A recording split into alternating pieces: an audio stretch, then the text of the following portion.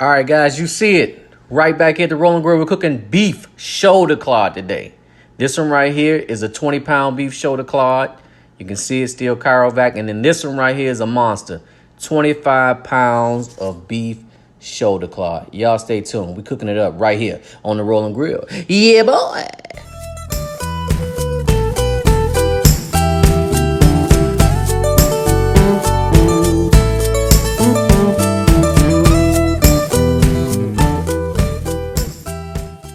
All right, guys, here we have 25 pounds of beef shoulder clod. Not chuck roll, but beef shoulder clod. And it's got a lot of silver skin and things like that on it. I mean, look here. This silver skin is like super thick. Super, super thick. I mean, there's no way you're going to roast that off. So I'm going to go ahead and get this thing trimmed up. I just want to show you an example of what I'm talking about. I mean, look at it. When I pull it, look at it. I mean, it's like shoe leather, man. And like, you're not going to cook that off. So I'm going to go ahead and get this thing trimmed up, and then I'll show you the next step, which is throwing that thing, some seasoning on that thing, and putting it in the smoker. So y'all stay tuned.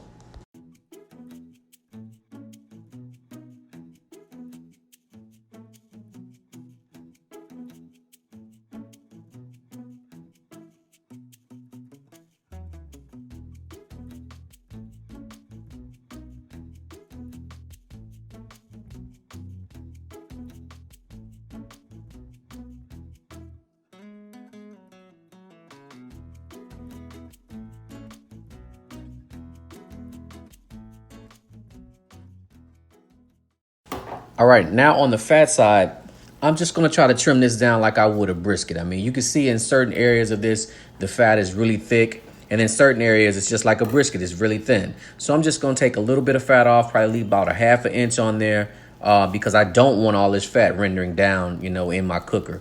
You definitely don't want that. So just trim it down as best you can. Don't take all of it off again. And like I say, treat it like you would a brisket.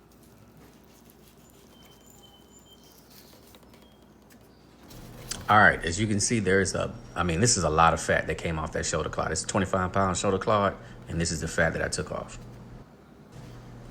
All right, now it's time to season it up. So I've got two seasons. I got my salt and pepper blend right here, and then I got my QQ dust, and I've got some canola cooking spray. You can use any kind of oil, but I'm just gonna spray the whole thing down with that, and then I'm gonna go ahead and season it up with the salt and pepper first, and then I'm gonna top it off with the QQ dust. The QQ dust is gonna give it the color. The salt and pepper, of course, is going to season it, but the QQ dust is gonna give it the good color and give it a little bit of punch at the end. I mean, this is a big piece of meat, so you gotta realize, salt and pepper is gonna be your friend. All right. Just spraying it down with the canola cooking spray. Like I said, you can use any kind of oil that you want to. I just happen to like the canola cooking spray. And like I said, you want to spray it down all over. I like to spray it down first before I season. I want to season all over. And I always want to start with the fat side up. Because again, I'm going to cook this in the smoker fat side down. So big piece of meat, throw in as much salt and pepper as you want. Cover it up as best you can all over, rub it in. I mean, this is a ginormous piece of meat. So really, you got to think a lot of salt is needed. You're going to need a lot of salt and pepper because, again, we're going to chop this shoulder clod up. So although the salt and pepper won't penetrate this big, thick piece of meat, what it will do is when we chop it up or pull it, you got to remember that all that fat and all that salt and pepper from the bark is going to incorporate with the meat that we're going to be pulling. So it's going to be an easier way for you to season the final product by making sure that you add a lot of salt and pepper. So enough talking, let's go ahead and get to it.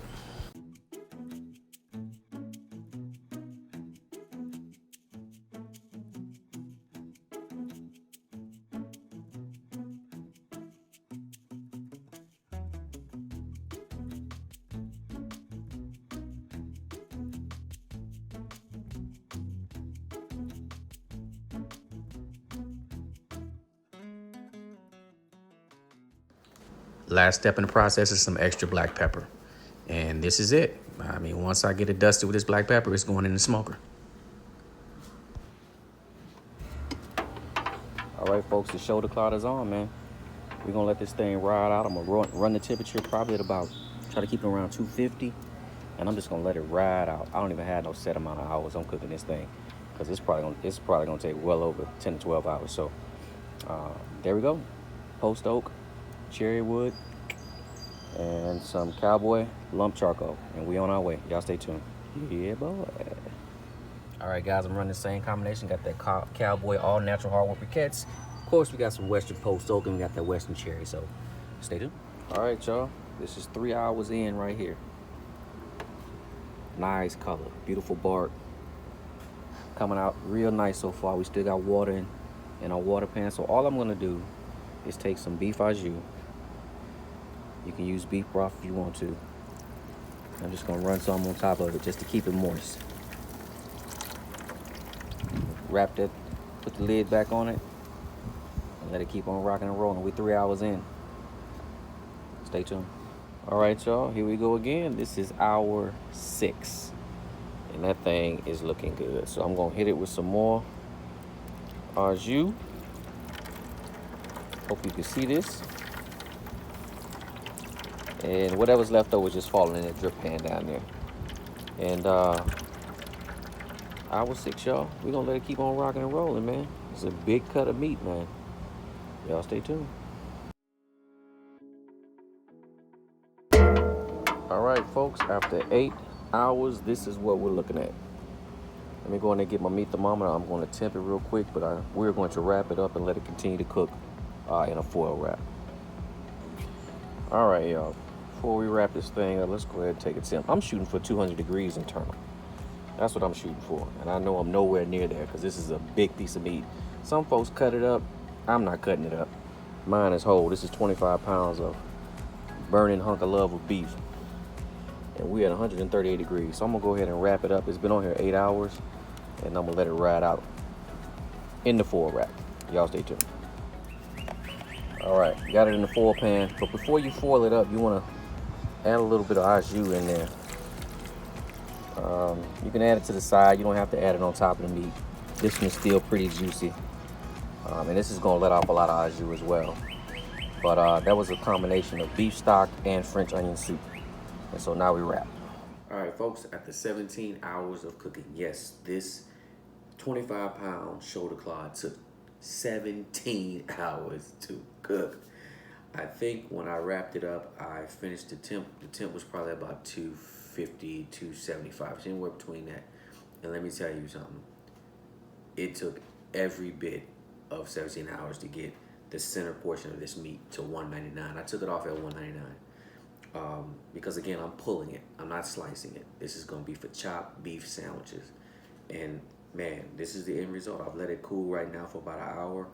So all I'm gonna do right now is just go in and chop it up and get ready to put some sandwiches together for these teachers and administrators that we're gonna be serving with these with this shoulder clod. So y'all stay tuned. I'm just gonna whip on through it.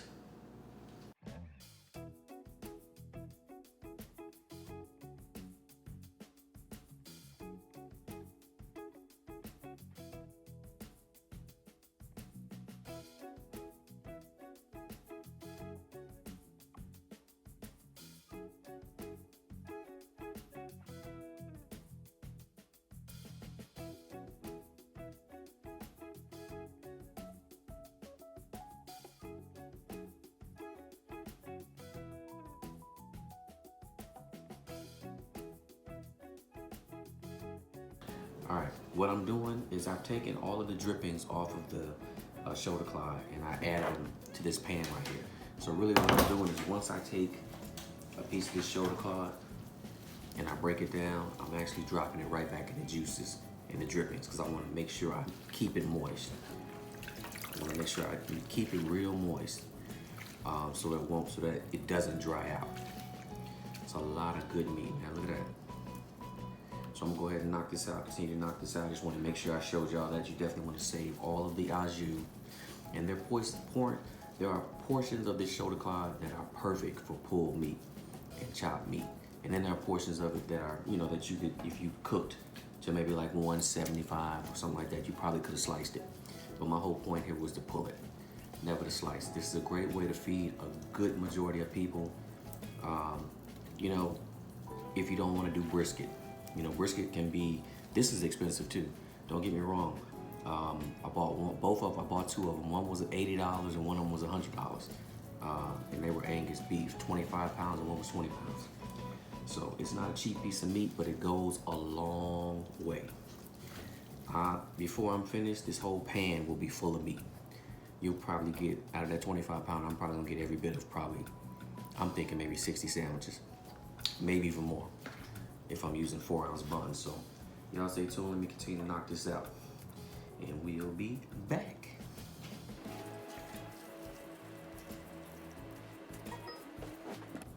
All right, I'm still pulling meat. I just wanted to make a note that that's why it's so important that you heavily salt this piece of meat, because as you can see, look how dense it is.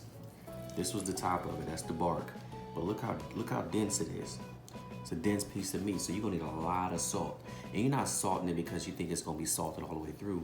What happens is that when you pull this meat, all of that salt from that bark, you're gonna mix it in with the rest of this meat, and it just helps to season and flavor the inside as well as the outside of the meat once you pull it and chop it.